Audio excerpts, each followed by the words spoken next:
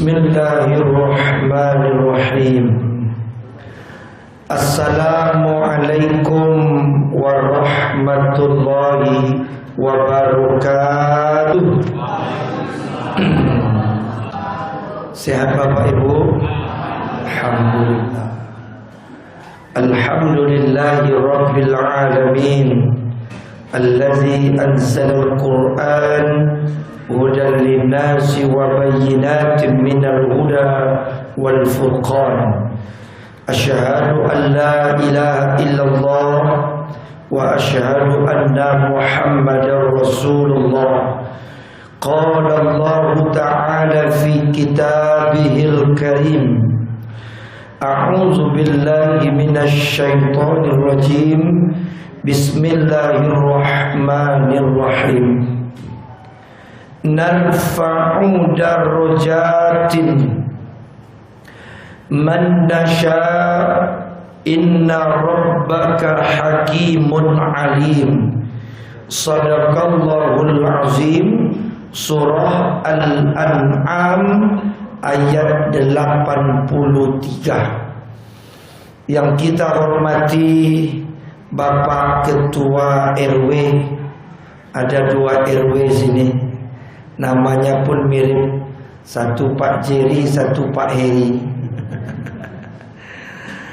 Bapak-bapak RT, ketua masjid dan pengurus Masjid Al-Barakah, tokoh-tokoh masyarakat, Bapak Ibu kaum muslimin dan muslimat, sidang salat maghrib insyaallah yang hadir mendapatkan limpahan rahmat dan hidayah Allah Subhanahu wa taala.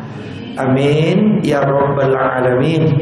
Mari kita bersyukur kepada Allah dengan mengucapkan alhamdulillah.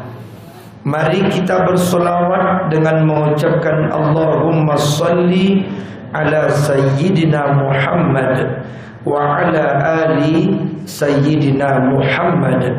Assalamu alayka ya Rasulullah. Bapak Ibu yang saya muliakan, kajian kita malam ini merujuk kepada surah Al-An'am ayat 83. Allah berfirman, A'udzu billahi minasy syaithanir rajim. Narfa'u darajatin. Kamilah yang mengangkat. Berarti Allah yang mengangkat. Kami di sini dalam bahasa Arab nahnu, yaitu Allah. Kamilah yang mengangkat setinggi-tingginya darajat manusia. Man nasya, bagi yang kami kehendaki. Berarti derajat kita itu diukur adalah ketentuan dari Allah.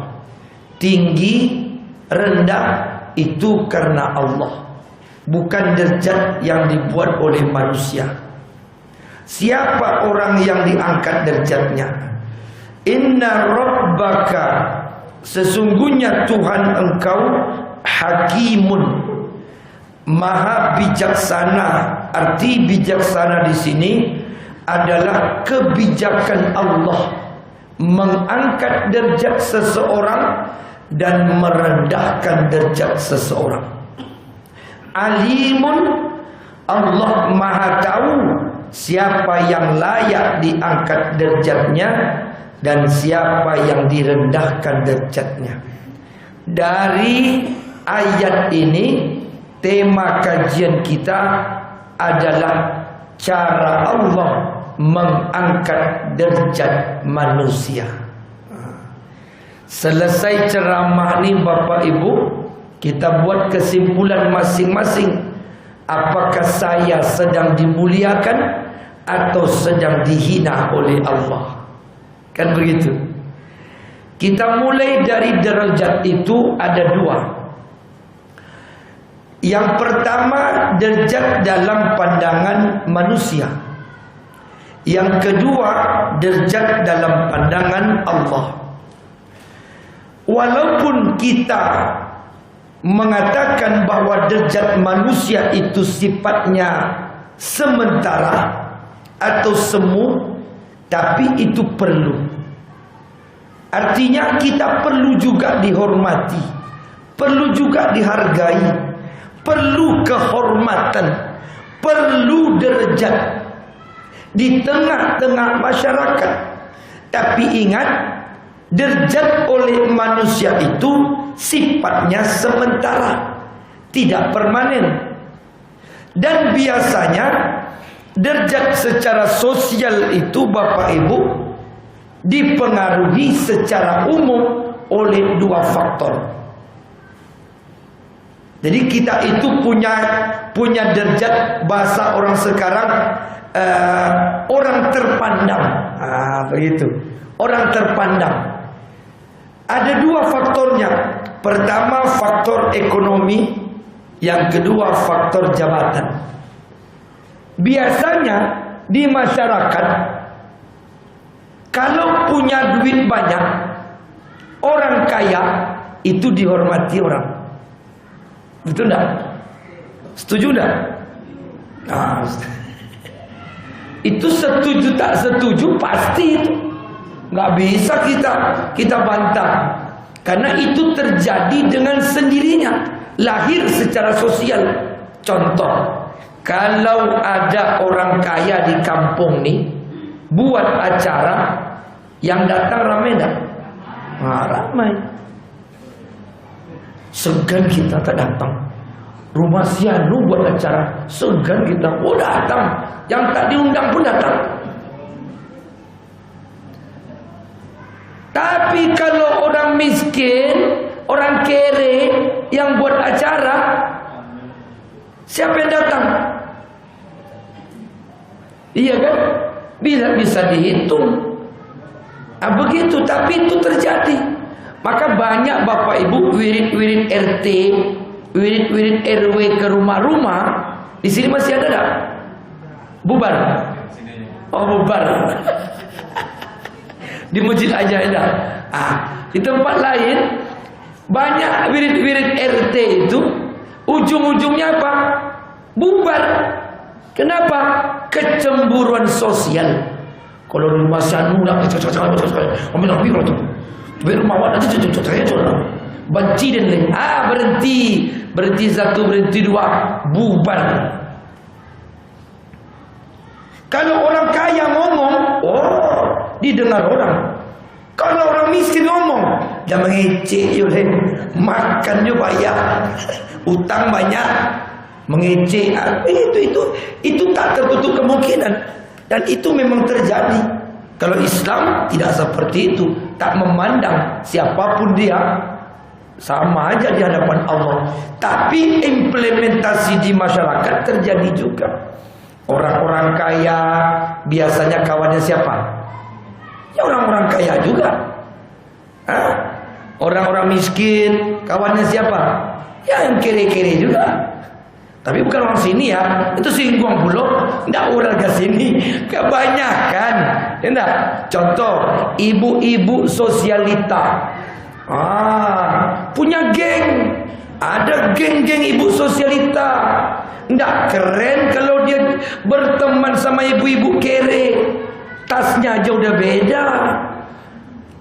Tengoklah kalau istri-istri orang kaya, tasnya mereknya beda.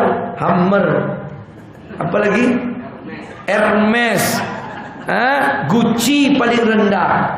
Enggak, orang-orang menengah ke bawah ya pakai juga yang bermerek tapi second. Itu kawannya ya sekitar-sekitar itu aja. Orang miskin, apa tasnya? Kresek. Jangan pula bergaul masuk kelompok komunitas ibu-ibu high class, nggak masuk itu, diejek orang. Itu terjadi di masyarakat. Faktor pertama, kaya. Yang kedua, jabatan. Orang kalau punya jabatan, lahir secara tanpa disadari terhormat dia. Bertanya, datanglah pindah orang di kampung ini umpama buat rumah besar. Apa kerja dia? Bapak kadis. Wah, baru Kadis tuh. Sempat yang buat rumah tuh Pak Gubernur. Wah, nggak sembarang orang menegur beliau. Ya enggak? Pejabat. Apalagi sempat presiden. Oh, dihormati orang. Karena jabatan, orang banyak merasa terhormat. Bapak Ibu, poinnya adalah kalau kita kaya, dihormati orang, itu urusan orang. Tapi kita yang kaya, ada orang kaya sini? Coba angkat tangan yang kaya. Nggak ada, miskin semua nih. Baik, bapak-bapak, ibu-ibu yang miskin-miskin, ya kan? Kalau kita yang kaya, jangan merasa terhormat karena kekayaan. Ada masanya kita juga bisa jatuh. Jangan sandarkan kehormatan, derajat karena kita kaya. Sebab nanti kita miskin, hilang derajat itu. Jangan pula merasa terhormat karena punya jabatan. Karena jabatan tak lama, sebentar pensiun habis. Dulu kalau lewat di aspal jalan tua berbunyi, wiu wiu wiu wiu wiu, minggir semua. Kenapa? Penjahat lewat. Pejabat. Pejabat lewat, enggak. Pensiun dia, enggak disapu orang. Saya ni apa? Mantan gubernur, Pak. Bertemu saya diundang ceramah di Aringka. Datang beliau, jalan beliau tak ada. Yang kawan dia 4 orang 5 orang ngobrol. Yang lain ada cuek aja. Dulu jadi sabui. Sibuk protokol yang totot 5 jam sebelum acara sudah sibuk totot, ya kan? Datang pejabat, sekarang dah pensiun, nggak ada lagi. Maka jangan sandarkan derajat, kehormatan karena jabatan. Jabatan, kekayaan hanyalah wadah atau jalan untuk berbuat baik sebanyak-banyaknya. Selama jadi orang kaya, maka peluang untuk berbuat baik semakin luas. Selama punya jabatan, berbuat baik semakin besar. Harus begitu. Tapi itu perlu Bapak Ibu. Jabatan, harta perlu. Sebab Islam itu juga berkembang karena dua ini. Nabi Muhammad sallallahu alaihi wasallam, kalau sahabat Nabi tidak ada yang punya dua ini, tak jalan Islam. Nabi itu didukung oleh siapa? Abu Bakar. Siapa Abu Bakar? Orang disegani oleh orang-orang Quraisy, orang bijak, orang yang dihormati orang. Perlu itu. Yang kedua siapa? Umar. Umar itu siapa? Orang bagah. Disegani orang Quraisy, mendukung Nabi. Yang ketiga siapa? Orang kaya, Utsman. Kalau tidak ada Utsman, tidak ada Umar, tak ada Abu Bakar, wallahu a'lam. Maka Nabi dikodratkan oleh Allah, dibantu oleh sahabat yang kuat, termasuk Ali bin Abi Thalib. Siapa? Pemuda.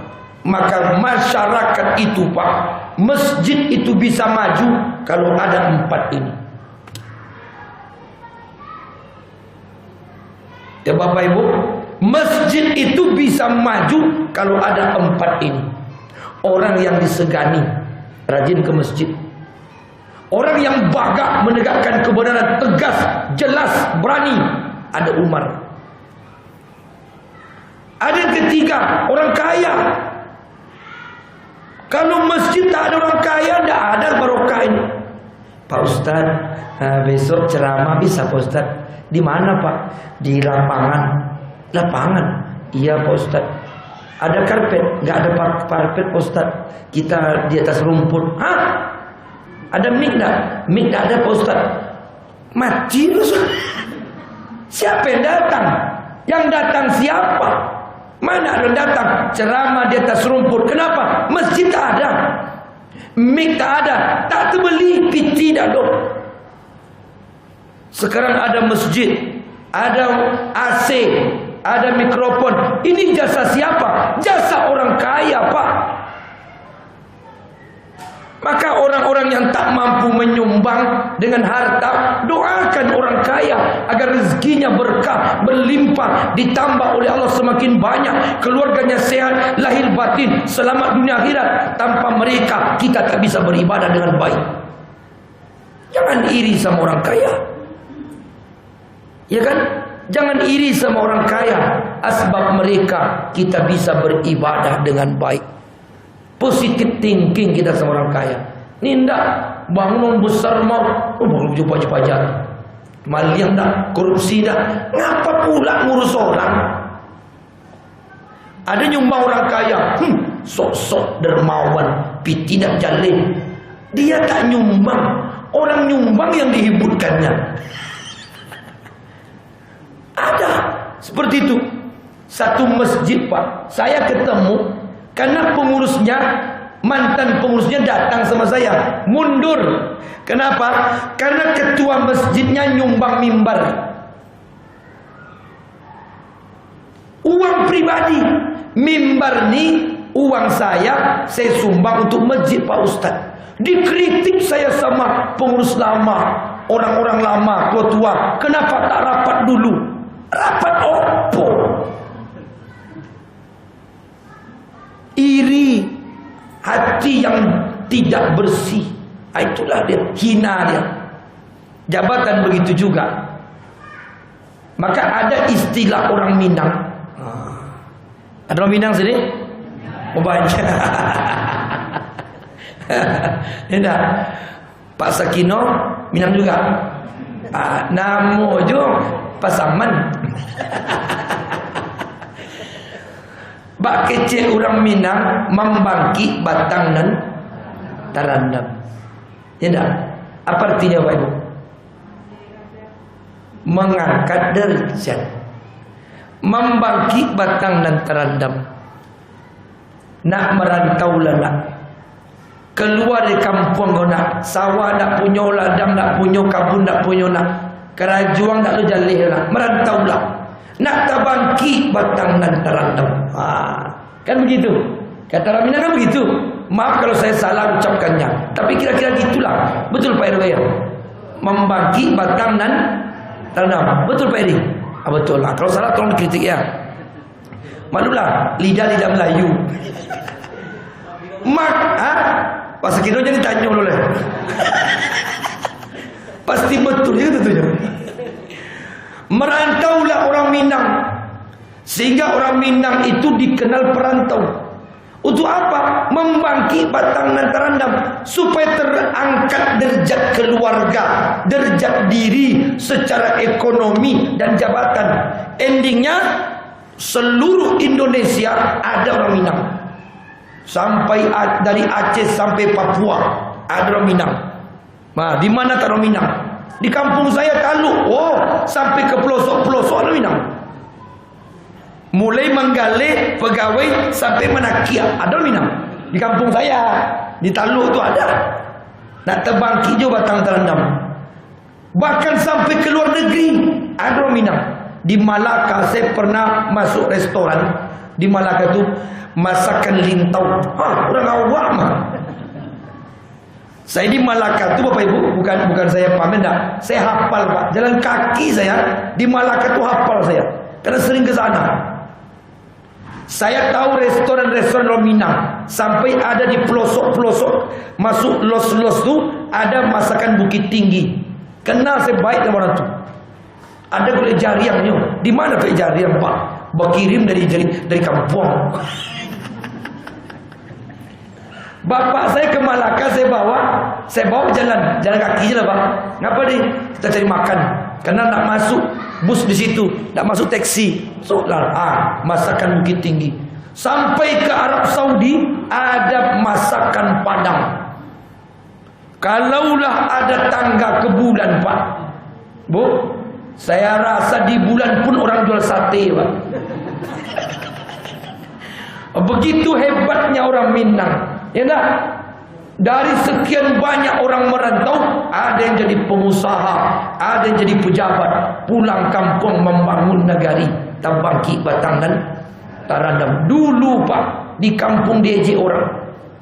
Dulu dicemeh orang, sampai-sampai dianggap anak terbuang karena payah makan. Maling ini, maling itu, tak boleh dimakan. Merantau sukses, jadi pembicaraan. Lah hebat kininya, pulang pakai oto. Orang kampung tak tahu tu, oto awak tu rental, kok oto pula. Ibu-ibu pulang bawa kunyang sadonya, cincin panuh sampai siku-siku. Orang kampung tak tahu, entah ambil tak imitasi. Pokoknya bergaya pulang, nak kecek orang, tak bangkit batang nan. Tapi tidak seperti itu. Enggak, ini guyon aja nih. Banyak orang sukses. Tengoklah di Jakarta, orang-orang Minang sukses. Pekanbaru, banyak orang Minang yang sukses. Tak bangkit batang nan terandam. Perlu juga. Itu pandangan sosial masyarakat. Tetapi kalau dalam pandangan Allah, hakikat derajat itu diangkat karena apa? Satu, Allah mengangkat derajat kita dengan cara membangkitkan dalam hati kita semangat ibadah meningkat.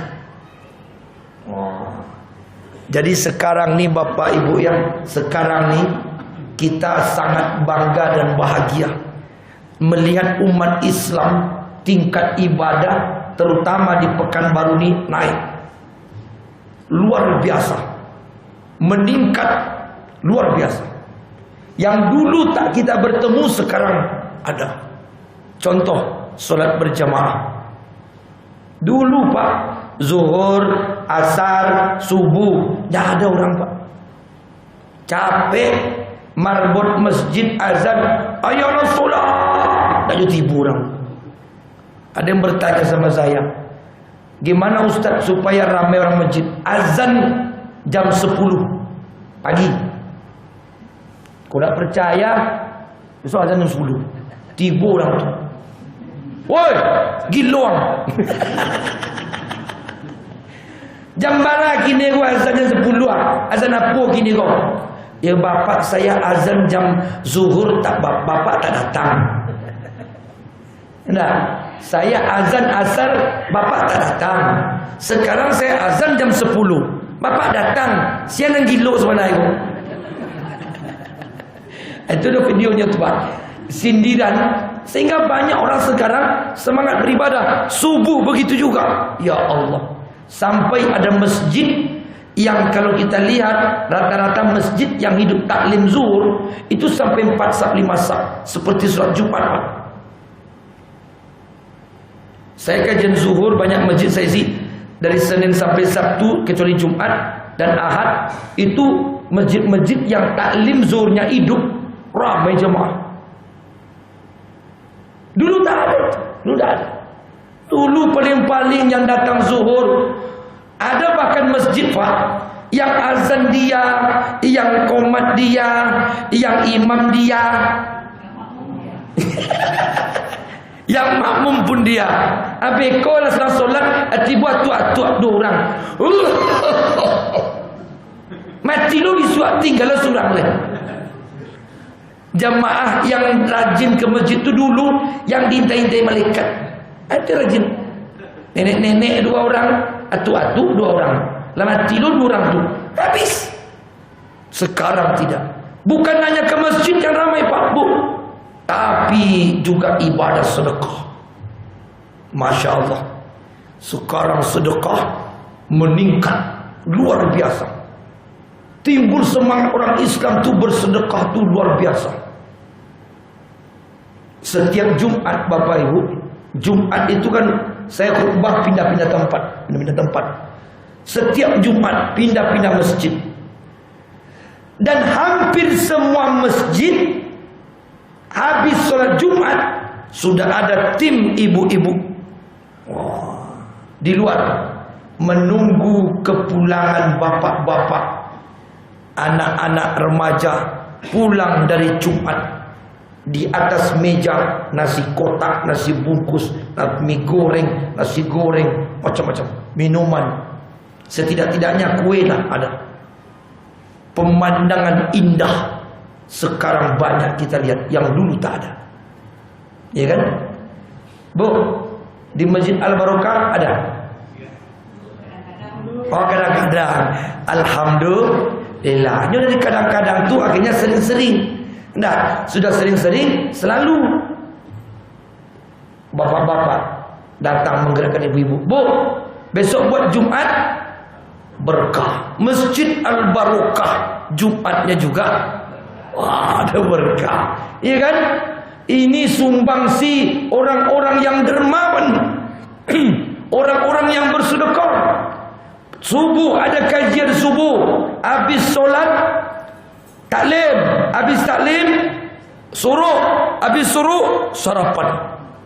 Masya Allah. Masjid Al-Barokah sudah mengamalkan itu kan? Ada. Dari mana dananya ini? Saya ketua-ketua masjid, saya tanya, dari mana duitnya nih Pak? Tiap hari ada pengajian, ada masjid tiap hari pengajian. Tiap subuh, dari mana harta ini? Dananya dari mana ini? Ini Pak Ustadz murni dari sumbangan jamaah. Gak pemakai uang kas 1 rupiah pun. Ada saja Pak Ustadz orang bersedekah dan tak pernah putus-putus. Masya Allah. Sumbangan ibadah itu meningkat.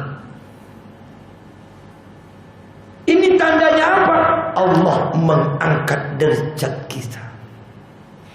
Kedua, terdapat dalam surat Al-Mujadilah, yarfa'illahu allazina amanu minkum wallazina utul ilma darajat. Al-Mujadilah ayat 11. Yarfa'illah, Allah angkat setinggi-tingginya karena iman dia dan kemudian dia semangat menuntut ilmu Islam yang kita kenal dengan majelis taklim. Coba Bapak Ibu, sekarang majelis taklim seperti jamur yang hidup di musim hujan. Bapak Ibu, ada wirid-wirid sekarang ramai, ibu-ibu ramai wirid, bapak-bapak ramai wirid, datang majelis taklim. Bahkan saya bertemu Bapak Ibu, beberapa jemaah tidak hanya di masjidnya dia ceramah, ikut ceramah, tapi pindah-pindah masjid. Masya Allah. Pak Ustadz, saya dah tua Pak Ustadz. Dulu waktu muda tak masuk pesantren. Waktu muda Pak Ustadz saya tak masuk madrasah, tak belajar agama. Lah tua Pak Ustadz baru terasa bahwa ilmu agama itu sangat-sangat dibutuhkan. Awak kan mati deh, tapi iman ilmu tak punya. Maka saya buat kesepakatan dengan istri, di mana ada taklim zuhur kita kejar, di situ kita sholat zuhur. Di mana taklim maghrib nanti masjid apa, jalan apa, di mana berangkat kita ke sana. Besok subuh di mana ada taklim subuh, pergi kita ke sana. Dibawanya istrinya Pak. Dan itu bukan 1-2 orang, banyak jamaah saya bertemu seperti itu. Kenapa dia mau? Kenapa dia mau pergi subuh-subuh dia berangkat? Allah angkat derajat dia.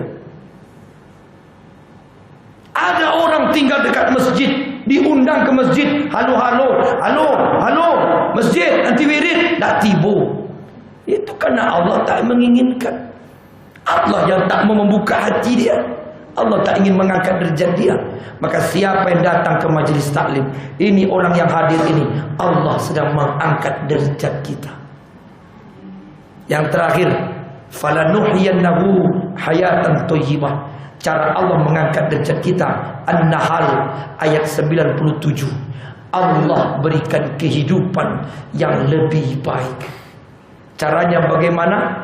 Allah akan ubah diri kita minaz zulumat ilan nur. Saya rasa demikian Bapak Ibu. Saya minta maaf yang sebesar-besarnya. Sekalian ini juga penutup wirid Kamis, karena Kamis depan kita sudah masuk Ramadan. Saya mohon maaf yang setulus-tulusnya lahir batin atas segala kelemahan kekurangan saya.